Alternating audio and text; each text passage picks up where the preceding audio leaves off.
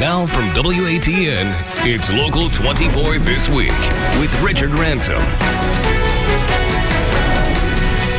And thanks for being here this morning, and welcome to Local 24 This Week. I'm Richard Ransom, and we have a great group of panelists here to give you the real story behind the big stories. Topic A this morning is racist yearbooks. Tennessee's governor is at the center of the latest controversy. Bill Lee is pictured in his Auburn University yearbook wearing a Confederate uniform with the caption, "The South shall rise again." Right, Bill? Now suddenly any yearbook is fair game, but is that fair?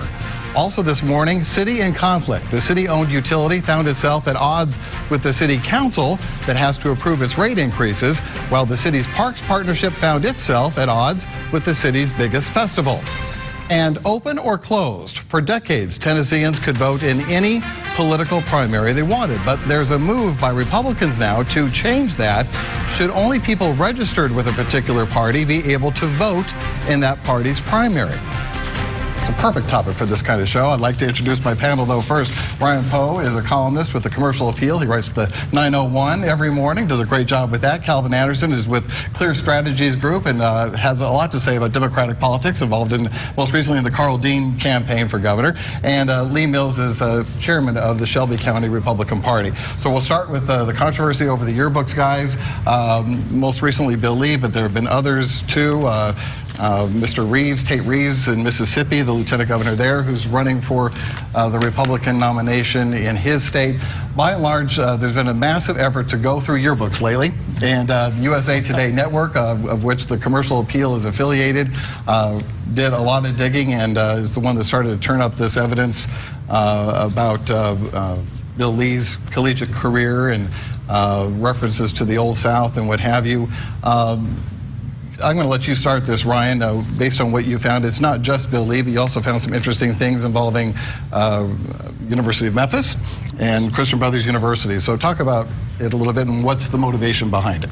Yeah, so speaking of the motivation behind it, I think it was clear that, this back in, 40, 50 years ago, there was this, this great nostalgia, I guess, among certain people for the Old South. And that's really what drove all this. And there were Old South parties across the country, including up in northern countries, but also a lot in southern countries like Tennessee, like in Memphis, at the University of Memphis.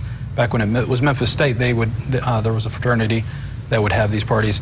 And others, I'm sure. There was also at the Christian Brothers, now University, formerly college, they had a slave day where they would basically auction off the women to the male students.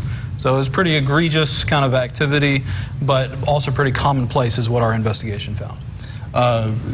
So then there's the captions and the other things that you have found. And in the case of the Auburn University picture of the current governor, it's important to point out that he did issue a statement when this came to light. He said, quote, "I never intentionally acted in an insensitive way, but with the benefit of hindsight, I can see that participating in that was insensitive, and I have come to regret it."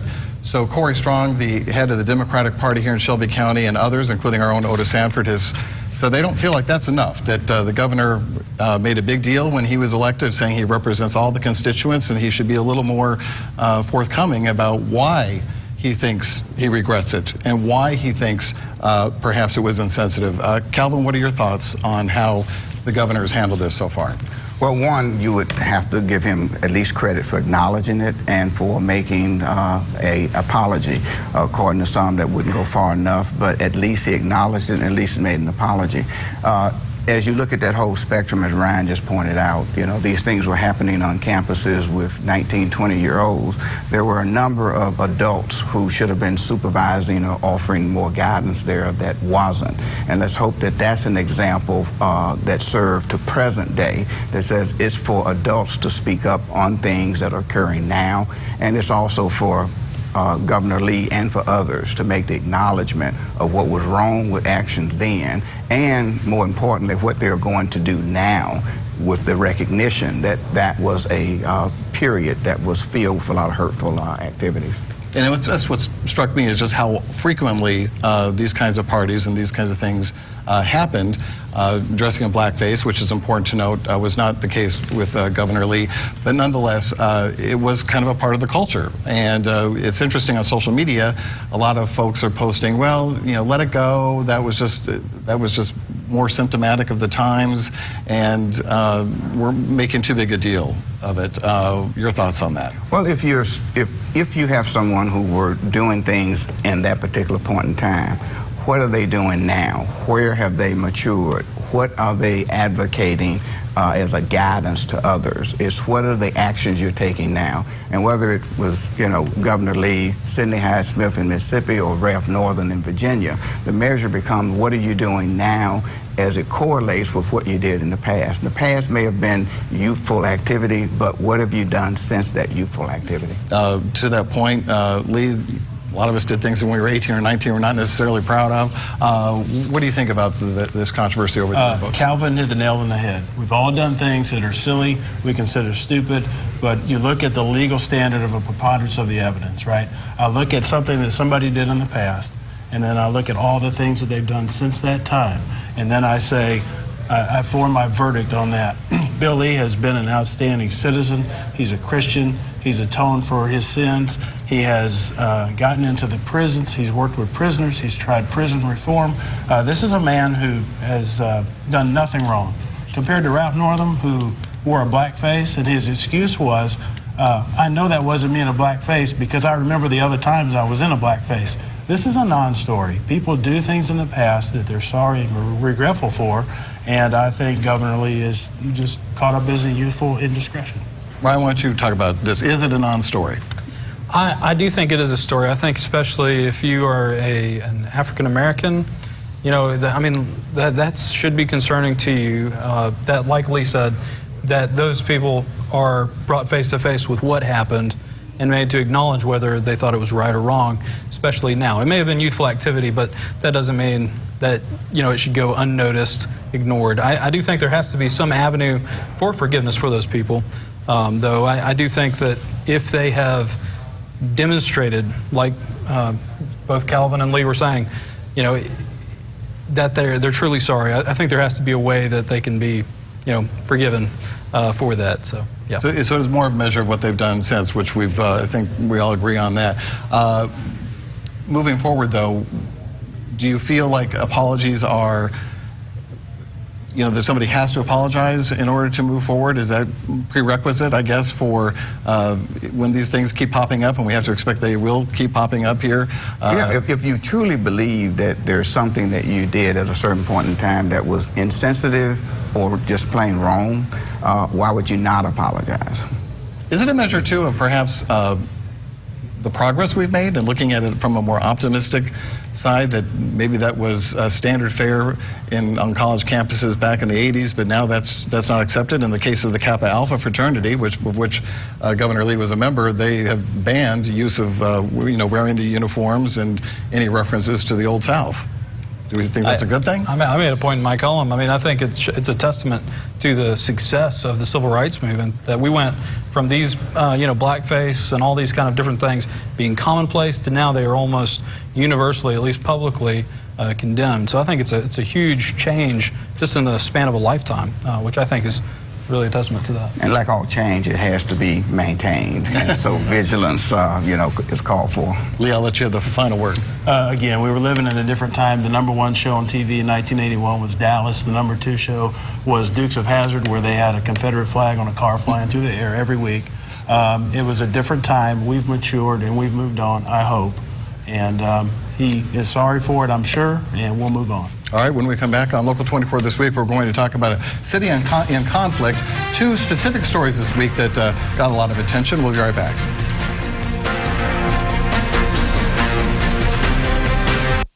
Around here, we might talk slow, but that doesn't mean we think slow. We know right from wrong, and we sure don't like bullies. So if you've been injured in an accident, don't you let an outside insurance adjuster or company tell you what you deserve for your injury. You need to get somebody to stand up and fight those people tooth and nail and get you every dollar you deserve. Injured? Need help? Call me now. 888-WE-FIGHT. It's a fact. Millions of Americans are currently faced with the rising cost of home repair bills. If this is you or someone you know, we have important information that could save you thousands. Affordable home warranty coverage is available that provides protection that costs less and is customized to fit your needs. For example, it costs over $400 to repair the electrical in your home. With a home warranty, 100% of the repair cost is covered. It can cost over $580 to repair a water heater in your home. With a home warranty, 100% is covered. To replace an air conditioning unit, it can cost up to $2,000 or more. With a home warranty, 100% is covered. Call Champion Home Warranty for a free quote. There's no credit check and everyone is guaranteed approval. The call and consultation are free. Don't wait. Make the call now. Please call 800-591-2597. It was branded the heart and soul of Memphis, also known as the Goodwill Station, when it was founded 71 years ago. It's still a new and fresh radio station with a lot of history to it. Not only was it the first radio station programmed entirely for black audiences, but it held the community together. Local 24 News anchor Rudy Williams explores the hidden history behind WDIA, Monday at 10. You're watching Local 24 This Week with Richard Ransom. All right, back. Let's talk first about the MLGW rate increase, which the utility had been pushing for. And in the end this week, the City Council only approved a very small increase in water rates, nothing for electricity or gas as MLGW had wanted, and even the water increase is only going to amount to about 45 cents a month. And City Council, which voted this down, at least in the case of Berlin Boyd and some others, got really upset with what they felt was conflicting information they got from the utility about how the money was going to be spent and how much was really needed. And despite a number of times asking to get the clear story, and we found in the reporting of it that the mixed messages were being sent out on fact sheets to the public as they were trying to pitch how badly they needed this rate increase. It just seems from a PR standpoint, this could have been handled better. Calvin, I'll let you have first shot on this. Okay. Listen, as an MLGW ratepayer, naturally your reflexes say, I don't want a rate increase. As a citizen who recognizes the importance of, advancing the utility and preparing it for the future, you say some things ought to be on the table. So at least there's a process that says there's an independent board of commissioners that meet twice a month to, hammer those things out. And I hope we can count on that board to do due diligence on the details and the facts that the management brings to them. And then we should all feel good as citizens that there is a backstop of a city council that has to give final approval. And they exercise that discretion. They asked the relevant questions on the things that they weren't satisfied on. They said no on the things where they met the standard that the council would have had. They said yes. So I think in the full equation of it, I support the actions of LG&W in requesting it, but the final decision on the council in saying not now based upon what you presented. Of course, it was an uphill battle to begin with because it's an election year lead. The city council members are going to be very reluctant to pass a rate increase, but nonetheless, MLGW never really seemed to make its case. In my mind, they didn't show much self-sacrifice before they came asking for more money. And in a city that's number 2 in poverty, the folks that would be most impacted by a 10% increase, if you're paying, a $100 bill, another $10, and you're making choices between medicine, food, and power, it's a big deal. 2 weeks ago, the news story was how many thousands of people lined up to get support from the government to pay their utility bill. And now MLGW is coming and asking for a rate increase. I look at everything as an airline would look at it because that's the industry I work in. Years ago, the airlines had failing equipment. They had old airplanes. People don't like old airplanes. The airplanes were failing. If you can't have a safe flight, if you can't finish a flight because the airplane's down for maintenance, then you've got a problem. This is the same thing with MLGW. The airlines said, okay, we've got to do something. So they cut costs. They decided to upgrade their equipment by cutting their costs, which is exactly what MLGW needs to do, not spend the rate increase, but fix the problem internally. They are a bloated bureaucracy. And Ryan, what have they done to really dispel that, what he just said there? I don't know that they've done anything to dispel it. I do think this was poorly handled from a PR perspective. However, I do think that if you are watching this tonight, you're probably one of the lucky few whose power isn't off because of the storms that we're having. We have a major problem in Memphis of power outages, and it's not going to get better. It's only going to get worse. MLG&W, I mean, we can argue about whether they're a bloated bureaucracy. I do think they have cut, over the years and have, they have a long history of being denied these kind of rate increases. We have some of the lowest rates in the nation already. So I do think that at some point we're going to have to have a discussion about how we pay for these kind of infrastructure improvements.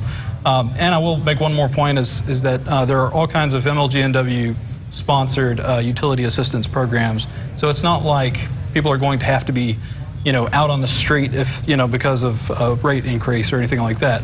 So I do think there is a sense in which we have to make a decision, at what point do we invest in our public utility? I had a viewer who asked me, I think the proposal is some $767 million worth of infrastructure improvements is what they would like. I mean, you're approaching $1 billion there. Yeah. Like the rest of us who own a home, you plan for these improvements you have to make. If you need a new roof, you hopefully budget for that and you make those improvements as necessary. It seems like this somehow is a self-inflicted crisis. It's self-induced anyway. Anyone?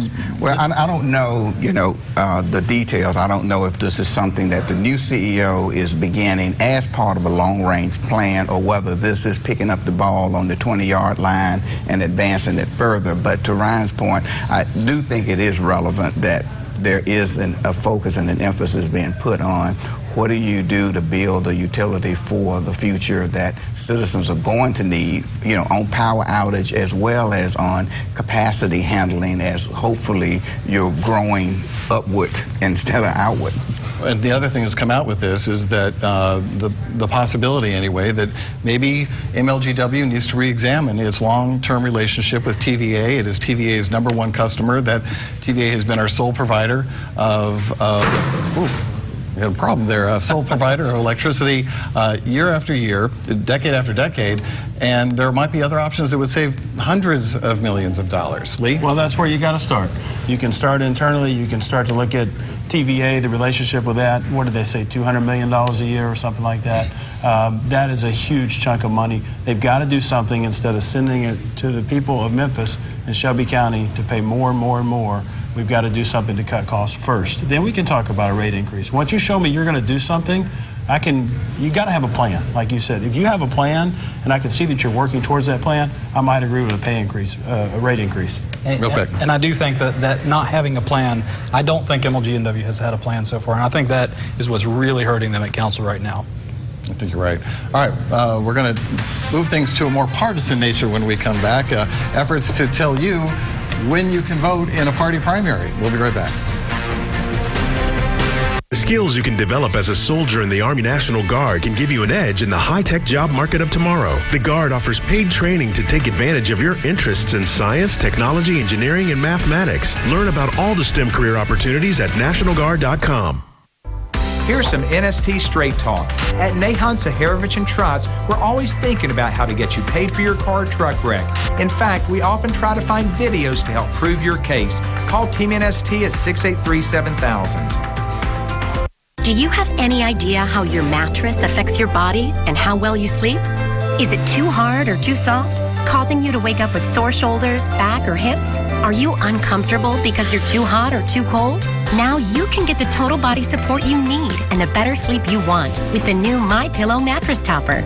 Hello, I'm Mike Lindell. When I invented my new MyPillow mattress topper, I made it to have everything you'd ever want in a topper. My mattress topper helps give you the support you need, helps relieve your pressure points, and regulates your body temperature for you as an individual. It comes with a 10-year warranty. You can wash and dry the cover. It's made in the USA, and I back it with my 60-day money-back guarantee. Go to MyPillow.com or call now to get your very own MyPillow mattress topper. Use the promo code and Mike will give you 30% off and 2 standard MyPillows absolutely free. Order now. I can sleep all night through. MyPillow topper delivers on its promise to give me a better night's sleep. It hasn't always been easy, has it? There have been days when you doubted yourself, and days when you were ready to quit, but you didn't, because you had the courage to venture into something powerful, education. If I leave you with just 3 words of advice, never stop growing. You're watching Local 24 This Week with Richard Ransom. Welcome back. Another city issue we didn't get to in the last segment was the controversy over Tomley Park. There's a big plan to redesign it. $70 million will be spent adding a lot more trees and berms and this kind of thing. And the Memphis in May Festival has its concerns because they think the best topography, I guess, for a big festival like they have is keep it flat. Just the more room they have for the stages and for the folks to assemble and be entertained or go to their various barbecue booths, the better. So it seemed like there was a lot of conversation. This is being worked out kind of behind the scenes. And then this week, well, then you realize that maybe things aren't working out quite as people had hoped. And Memphis in May, in fact, came out, Jim Holt, the executive director, and saying we're fearful of losing about 30% of the grounds that we had prior, and this is really going to impact our two biggest events, right? Yeah, so I do think that it is a little premature to really take a firm stand on for Memphis in May or for the Memphis River Parks, because they haven't really talked. They're going to meet next week. They're going to talk it out. So I do think it's a little bit, well, is there really a controversy here? I think how is it that they haven't really talked? So, well, they have talked over the course of the last year or so, but they're meeting to talk specifically about the concerns that were raised by Jim Holt this time. So we'll see how that goes, and then we'll at that point we can take a side. We'll see where things are. All right, Calvin, what's your insight on this? Well, I know both organizations very well, and know that, look, this is a big vision and a big vision project for Memphis on the redoing of Riverfront Park.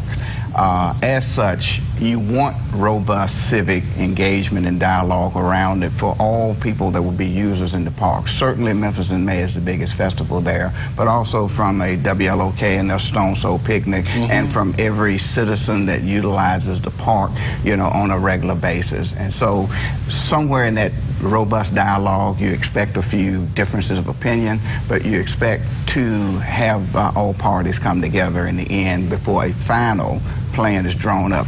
And the aspect is you have to at least have a draft plan to even be able to sit down and discuss. So one person's draft plan does not meet another person's desire, but communication is going to be a key element, and fully expect that city government will be involved in all of that as well as a whole plethora of individual citizens. So you predict there will be a meeting of the minds eventually? I believe and hope and trust that there will be a meeting of the minds on this, because it's all good people involved who really just want to do things that advance the position of Memphis for the coming next centennial. Okay, very good. Well, Lee, I want you to switch topics here and pivot a little bit to the controversy up in Nashville. There is a bill seeking to require party registration in order to vote in Tennessee primaries. It advanced in the House. This is proposed by Representative Andy Holt of Dresden. And basically, they want to close the primaries, and only registered Republicans can vote in Republican primaries. No crossover voting or that kind of thing. What is your stance on this? The past governor and the current governor don't seem to think it's really necessary. What are your thoughts? Well, I'm a member of the SEC, the body that started this whole thing, and we voted to close the primaries. That got sent to the state legislature, and Representative Holt picked it up. It passed overwhelmingly.